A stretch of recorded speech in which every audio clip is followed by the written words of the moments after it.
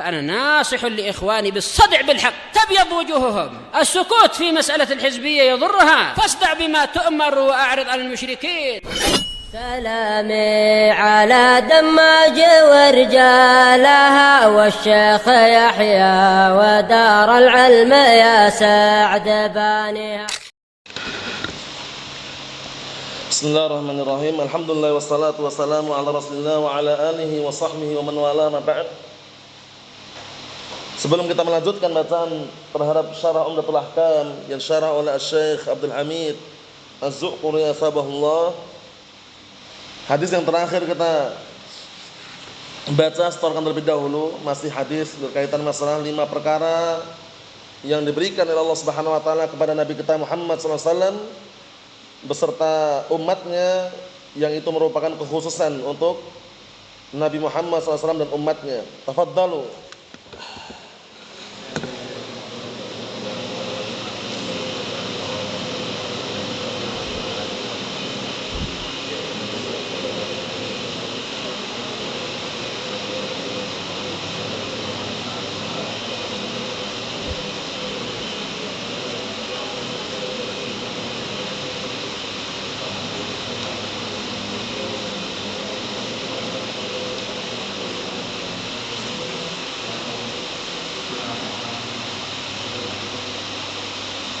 Na'am, ahsantum barakallahu fiik, a'anakumullah. Kita lanjutkan berikutnya. Simak baik-baik halaman yang ke 288.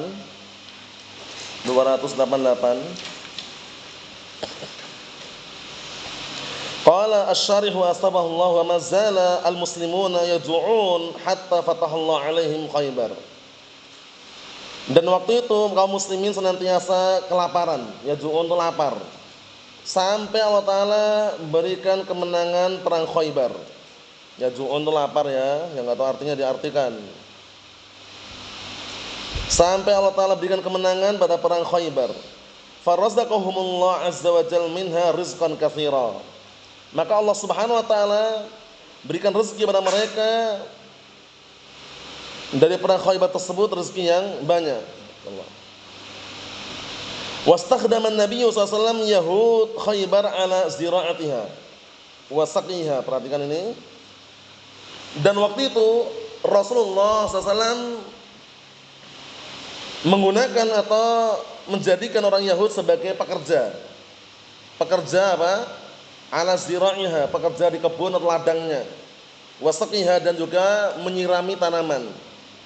Jadi sampai-sampai karena orang-orang kufar kalah, waktu itu orang Yahud Khaybar dijadikan sebagai pembantu. Namanya Rasulullah jadikan dia sebagai pembantu, karyawan. Namanya ya, untuk masalah nanam di ladang, di kebun, wasaqiha, dan juga menyirami apa? Tanaman tersebut. Wal qiyam bi sya'niha, intinya ngurusin apa? Ladang tadi, ngurusin kebun tadi. Perhatikan ya, mengurusi kebun tadi. Hatta nakasul ahda fi zaman Umar Khattab anhu wa ajlahum Umar, hingga mereka membatalkan perjanjian. Lihat, nakasu itu membatalkan, hingga mereka membatalkan al-ahda, perjanjian di zaman Umar bin Khattab anhu wa ajlahum Umar. Akhirnya Umar bin Khattab anhu memadamkan mereka atau merangi mereka. Paham? Nah, karena mereka apa? Nah, berbalik arah, mereka tidak sesuai dengan perjanjian yang waktu itu dilakukan di zaman Rasulullah sallallahu alaihi wa ala alihi wasallam. Berikutnya perhatikan, wa fis sahihain anna Aliyan radhiyallahu anhu qala, di dalam sahihain bahwasanya Ali bin Abi Thalib radhiyallahu anhu berkata, karatuni syarifun min nasibi minal maghnam yauma badrin. Disimak ya, ini kisah seputar perang Badar ya. Dahulu aku memiliki syarifun. Syarifun itu onta betina. Syarifun artinya onta betina, yang enggak tahu diartikan. Aku memiliki onta betina. Min nasibihi, dari jatahku mendapatkan ghanimah, harta rampasan perang pada perang Khaybar. Nasib itu jatahku, bagianku. Paham ya? Jadi waktu itu aku mendapatkan onta betina dari apa? Jatahku atau bagianku, dan ghanimah, harta rampasan perang pada perang Badr. Wa kana Nabi sallallahu alaihi wasallam a'tani syarifan minal khumus. Dan waktu itu Rasulullah SAW masih memberikan kepadaku unta betina yang lain dari seperlima. Karena seperlima itu Allah dan Rasulnya kan. Dari seperlima itu ternyata Rasulullah ngasih lagi kepada Ali bin Abi Thalib. Mengasihkan lagi kepada siapa? Ali bin Abi Thalib apa Syarifan? Syarifan itu unta betina. Falamma aradtu an abtaniya bi Fatimah binti Rasulullah SAW. Kemudian tatkala aku ingin menikahi, abtaniya itu aku menikahi. Atas zawat artinya. Kemudian tatkala aradtu aku ingin menikahi Fatimah binti Rasulullah SAW. Apa yang terjadi? Wa'adtu rajulan sawaghan min Bani Qainuqa an yartahila ma'i. Ternyata aku berjanji, disimak Mas, disimak dan enggak tahu artinya diartikan. Ternyata aku berjanji kepada salah seorang sawaghan, tukang bikin hiasan. Sawaghan itu tukang bikin hiasan. Tukang bikin hiasan dari suku Bani Qainuqa agar apa? Pergi bersamaku. Yartahila itu yadhab artinya. Yartahila artinya yadhab, pergi. Faham? Jadi waktu itu Ali bin Abi Thalib dapat dua bagian. Bagian pertama pada perang Badr beliau dapat bagian 1 ekor unta betina. Kemudian ternyata Rasulullah ngasih lagi. Dari seperlima itu Rasulullah ngasih lagi kepada Ali bin Abi Thalib unta betina juga. Kemudian tatkala Ali bin Abi Thalib hendak menikahi putrinya, putri Rasulullah SAW Fatimah radhiyallahu anha, ternyata Ali bin Abi Thalib berjanji, wa'adtu berjanji dengan salah seorang pembikin apa? Sawaghan, pembikin perhiasan dari suku Bani Qainuqa. Sawaghan, tukang bikin hiasan atau perhiasan ya. Dari Bani Qainuqa agar pergi bersamaku. Fanatiya bi idkhir, kemudian aku mendatangkan idkhir. Idkhir itu adalah al-usbu at-tayyib rihuhu, yaitu rumput yang apa? Rumput yang wangi baunya. Idkhir. Semacam rumput yang wangi baunya itu idkhir. Kemudian aku mendatangkan dengan apa? Idkhir. Rumput yang wangi baunya. Aradtu an abi'ahu as-sawaghin. Aku pengen rumput tadi aku jual kepada para sawaghin, para tukang bikin apa? Perhiasan. Wa asta'ina bihi fi walimatil ursi, lihat ini. Yang akan aku gunakan untuk walimatul urs. Ternyata Ali bin Abi Thalib juga enggak punya uang waktu itu. Lihat nih, sampai menjual idkhir. Karena waktu itu beliau kan melamar ingin menikahi putrinya Rasulullah SAW Fatimah, ya kan? Akhirnya apa? Akhirnya beliau pun apa, lihat ini, mendatangkan idkhir tadi, rumput yang baunya wangi tadi, pengen dijual kepada sawaghin. Paham ya? Untuk apa? Uangnya. Wa asta'ina bihi fi walimatil ursi. Yang akan aku gunakan nanti untuk walimatul urs. Masya Allah. Berarti menunjukkan para sahabat waktu itu juga ada yang hidupnya sederhana, enggak punya. Fa baina ana ajma'u li syarifayya mata'an min al-aqtab wal gharair wal hibal. Ana artikan, fa baina, tiba-tiba tatkala aku mengumpulkan untuk kedua ontaku, syarifayya, kedua ontaku, mata'an itu barang-barang, minal aktab berupa pelana. Aktab itu pelana artinya, bukan celana, pelana. Aktab artinya pelana. Pelana itu apa pelana itu? Coba antum tahu pelana enggak antum? Pelana, Mas. Pelana apa pelana itu? Apa?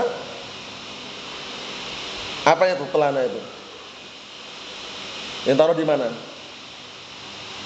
Yang ditaruh di punggung kuda biasanya atau onta. Alas itu duduknya pelana namanya. Paham? Biasanya kan enggak langsung ke punggungnya langsung. Itu ada pelananya. Nah, kita naik di atas pelana itu kemudian ada kayak tali itu untuk ikat kaki kita. Namanya pelana. Paham ya? Nah, akta pelana. Wal gharair. Gharair itu adalah tempat makanan. Gharair tempat makanan. Jadi waktu itu Ali bin Abi Thalib sedang mempersiapkan barang-barang seperti pelana, tempat makanan, hibal dan tali untuk kedua ontanya tadi. Wa syarifayya munakhatan ila janbi hujrati rajulin min ansar. Kemudian tiba-tiba kedua ontaku menderum. Tahu menderum antum? Jerum bahasa Jawanya. Menderum, mabruk. Paham? Onta kan berdiri.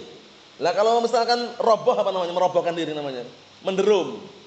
Tahu menderum enggak antum? Tahu menderum? Onta, sapi, kerbau itu kan kalau berdiri kan nampak ya. Lah kalau dia merobohkan diri ini apa namanya? Menderum kan? Nah itu maksudnya. Tiba-tiba nah barakallahu fi kedua ontaku munakhatan menderum, diartikan.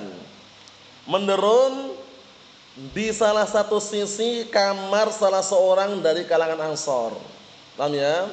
Menderum di sisi kamar hujratu kamar salah seorang dari kalangan Ansor. Raja'tu hina jama'tu kemudian aku pulang ketika aku mengumpulkan barang-barang tadi apa yang aku kumpulkan pulang. Ternyata apa? Allahul musta'an. Ternyata ada orang yang waktu belum masuk Islam namanya Hamzah bin Abdul Muthalib. Hamzah bin Abdul Muthalib. Mabuk dia. Tiba-tiba kedua ontanya disembelih, dipotong punuknya. Kemudian dikeluarkan isi perutnya. Kemudian tinggal pergi. Akhirnya marah, kita lihat biar tambah jelas. Fa idza syarifa yaqad tubba asnimatuhuma. Kemudian tiba-tiba kedua ontaku sudah dipotong kedua punuknya. Asnimatu itu punuk. Tahu punuk antum? Tahu punuk enggak? Kalau enggak tahu, kalau bilang tahu. Tahu punuk enggak? Bagian mana Mas Sapi? Bagian telinga atau leher? Punuk itu. Ini itu ya? Bukan. Ini bukan punuk, ini leher namanya. Punuk itu Pak. Antum tahu punuk antum? Di bagian mana punuk itu? Bagian atas ini Mas, yang kayak gunung itu, ini punuk namanya. Nah, kedua punuk ontanya sudah dipotong. Paham ya? Nah, kedua punuk onta sudah dipotong, lihat ini. Ustubba artinya kutiat. Paham ya? Diartikan ya. Nah, tiba-tiba kedua ontaku dipotong dua punuknya. Wa bukirat khawasiruhuma, dan kemudian dibelah lambungnya, ngeri. Dipotong dua punuknya, dibelah lambungnya. Wa ukhidha min akbatihima, dan diambil sebagian isi dalamnya. Akbat itu isi dalamannya, usus dan semisalnya diambil. Paham ya? Jadi posisinya kedua unta tadi kan hadiah tadi kan. Habis dari pertama dapat bagian ghanimah perang Badar, ya kan? Kedua dapat hadiah dari Rasulullah kan? Ternyata kedua untanya itu ketika tinggal pergi oleh Ali bin Abi Thalib mempersiapkan pelana, tempat makanan, tali, tiba-tiba kedua untanya menderum di salah satu kamar salah seorang dari kalangan Ansor. Tiba-tiba ketika dia pulang dari mengumpulkan barang-barang tadi itu, tiba-tiba kedua untanya sudah dibelah. Perutnya diambil isi dalamannya, dipotong punuknya. Ngeri atau tidak ini Zaki? Ngeri. Makanya marah kita lihat sini.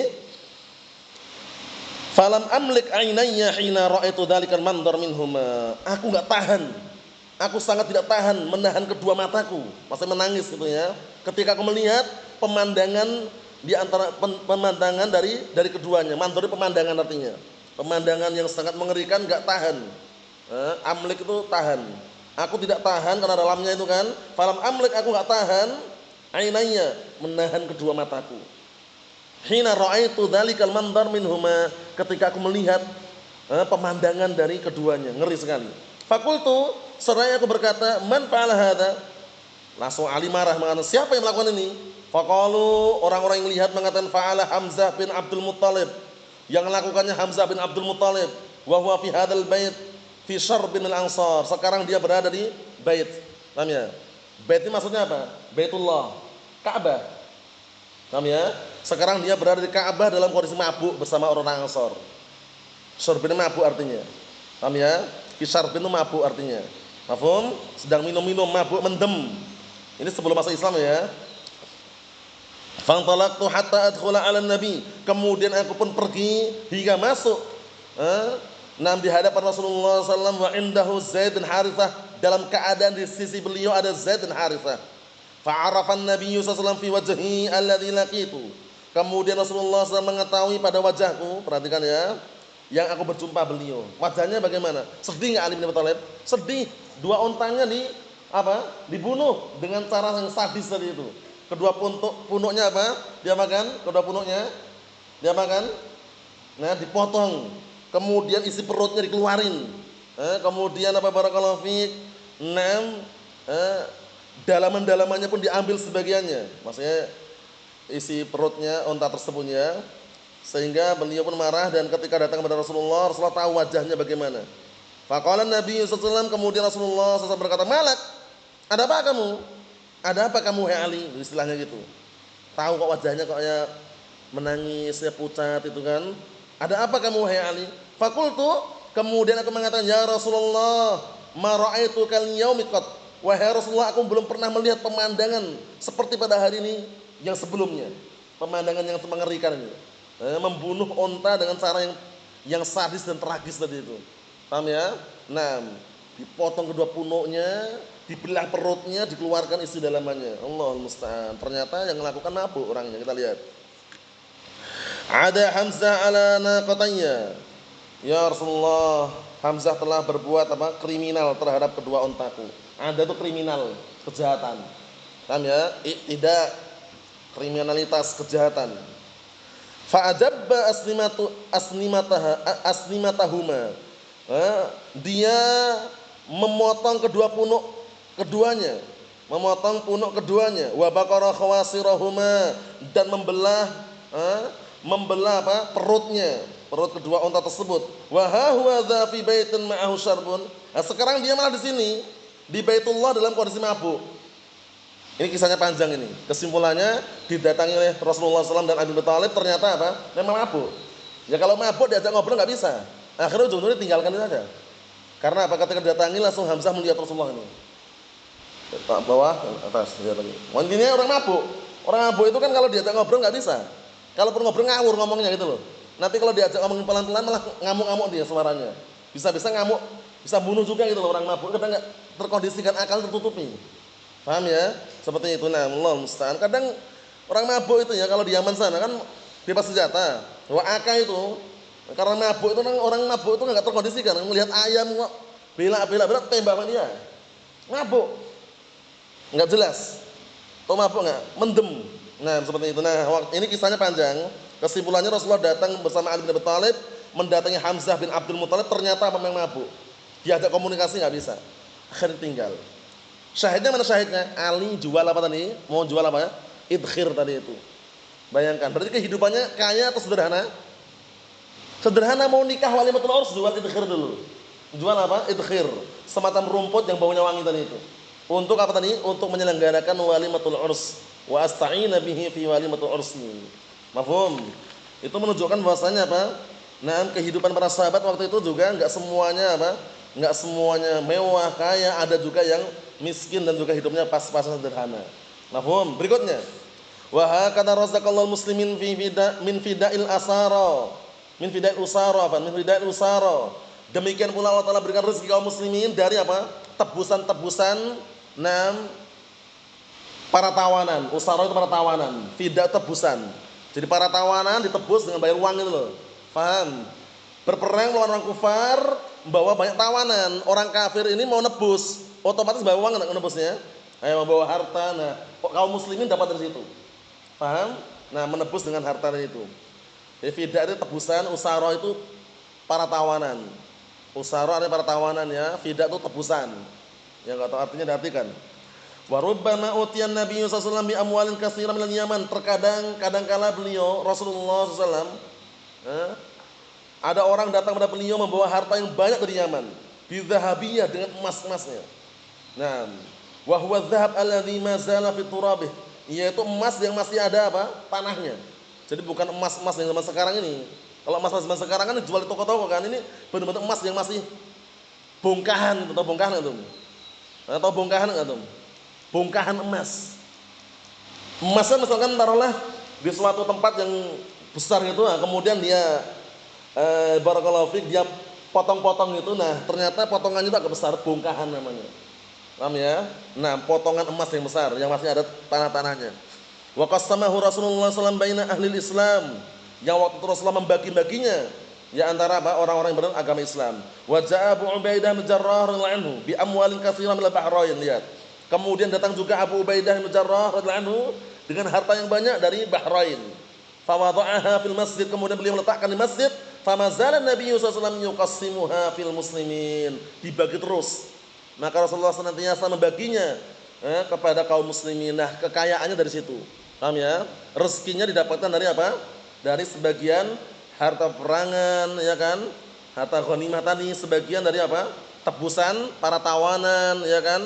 Sebagian dari hadiah yang diberi oleh sebagian kaum muslimin yang lainnya. Mafhum?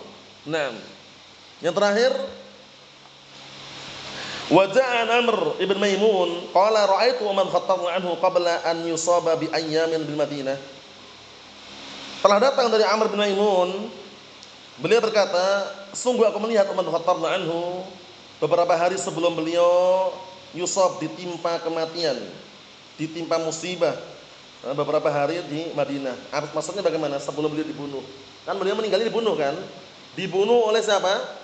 Abu Lu'lu'ah Al-Majusi, ghulamnya Mughirah, budaknya Mughirah bin Syu'bah. Paham ya? Nah, kelihatannya bersama kaum muslimin, salat bersama para sahabat. Ternyata waktu itu ketika sholat subuh, dia bawa pisau dia. Kenapa para sahabat kok enggak menghalang-halangi kalau tahu bawa pisau? Enggak nampak, remang-remang. Zaman waktu itu enggak ada lampu Philips dop, ini enggak ada waktu itu. Paham ya? Lampu-lampu seperti ini enggak ada waktu itu. Paham ya? Adanya apa adanya? Ya paling lentera kalaupun ada, kalau enggak ada ya udah remang-remang. Salat subuh itu ditandai ketika salam assalamualaikum warahmatullahi, assalamualaikum warahmatullahi, itu nampak sekilas orang-orang yang lewat. Gholas namanya. Paham ya? Naam yu'rafna bil gholas, diketahui dengan gholas. Gholas itu remang-remang, atau remang-remang enggak? Remang-remang itu kan posisinya kan kalau antum melihat bayang-bayangan nampak. Tapi enggak kenal siapa gitu loh. Paham enggak? Berarti antum kalau habis salat subuh, kalau sudah masuk fajar shadiq, misalkan habis salat subuh itu, selesai salat subuh, kalau pas ya tepat waktunya ya, lampunya mati. Itu antum nengok kanan kiri, itu nampak bayang-bayangan, itu namanya gholas. Nah, yang seperti itu keadaannya kalau seandainya ada orang bawa pisau kan nampak remang-remang kayak gitu. Ternyata Abu Lu'lu'ah Al-Majusi tadi, pisaunya dihunuskan ke Umar bin Khattab anhu 3 kali tusukan. Paham ya? Beliau pun sempat teriak sebentar, setelah itu beliau terkapar. Nah, dilanjutkan salatnya siapa? Abdullah ibn Abbas radhiyallahu anhu. Mafhum? Nah, kisahnya panjang lebar.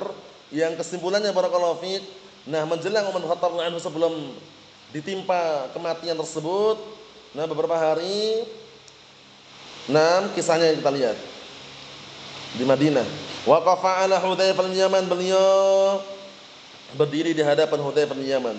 Wa Utsman bin Hunayf, dan di hadapan Utsman bin Hunayf. Qala kaifa fa'altuma atakhafani an takuna qad hammaltuma al-ardha ma la tutiq. Bagaimana yang kalian perbuat? Apakah kalian khawatir kalian tuh dengan beban di muka bumi ini, dengan beban yang tidak dimampui, maksudnya penduduknya? Qala, mereka mengatakan hammalnaha amran hiya lahu mutiqatun, kami bebankan kepadanya dengan suatu beban yang dia mampu untuk mengembannya. Ma fiha kabiru fadlin, tidak terlalu besar keutamaannya, maksudnya tidak terlalu besar bebannya. Qala undura an takuna hammaltumal arda ma la tutiq, perhatikan lagi.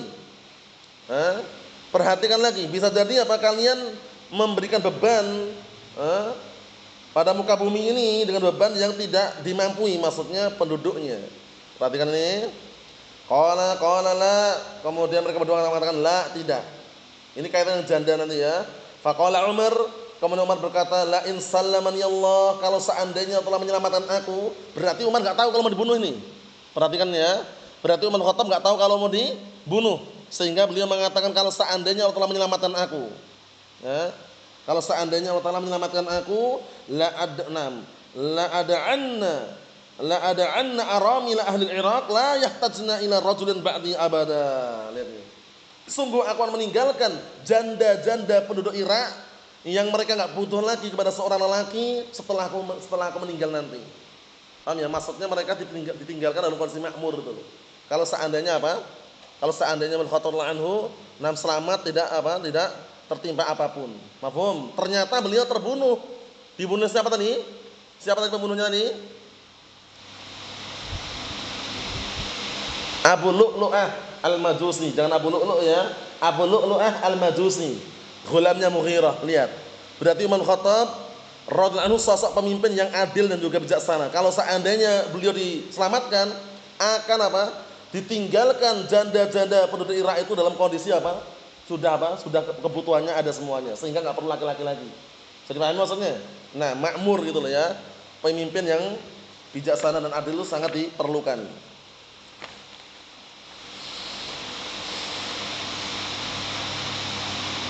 Ada pun yang berikutnya, ini kisah yang Anda sebutkan sering berkali-kali itu ya. Zaman dahulu sebelum adanya syariat Islam dan juga sebelum diutusnya Nabi Muhammad SAW, dulu ghanimah harta rampasan perang tidak dikonsumsi, tidak dibagikan, tapi dikumpulkan di tanah lapang hingga datang api dari langit. Kisahnya itu insyaallah besok kita baca. Paham ya? Kisahnya insyaallah besok kita baca karena agak panjang, sekaligus sebagai wawasan ternyata inilah kisah yang selama ini kita dengarkan. Ada orang yang mencuri sebesar kepala sapi emas. Kemudian apinya enggak mau makan. Setelah itu dikumpulkan semua manusia. Nah, barakallahu fi, dikumpulkan semua manusia. Setelah itu ternyata ada yang ngambil, ada yang menyembunyikan sebesar kepala sapi emas. Setelah dikumpulkan barulah apinya datang dari langit. Perhatikan, apinya datang dari langit langsung dilahap oleh api tadi itu. Nah, itu zaman dahulu ya. Wallahu a'lam bissawab. Alhamdulillah.